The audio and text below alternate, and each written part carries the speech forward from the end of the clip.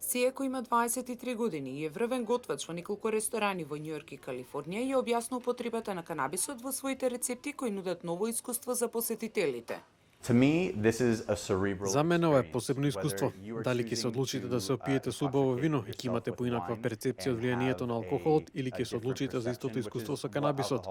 Секој залак ќе има нов вкус и буквално ќе се промени хемијата во вашиот мозок и храната е поинаква од пред 5 минути, пред 10 минути.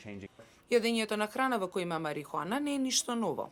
Канабисот за јадење од друга страна е релативно нов концепт и си ја сака да го донесе на масите или барем за сега само за оние кои имаат медицински картички за користење на марихуана.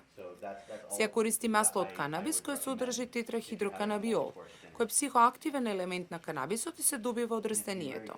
Се исто така користи спарувачи за да го внесе ТХК во некој од состојките.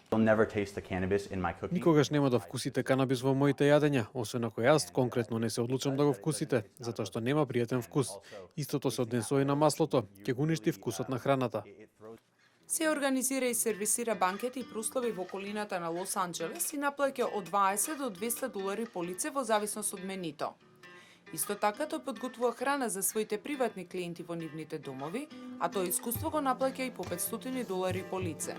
Марихуаната е дозволена со закон во Калифорнија за медицински цели уште во 1996 година, а на следните избори во ноември гласачите се очекува да усвојат мерка за да ја легализираат употребата на марихуаната како рекреативна друга.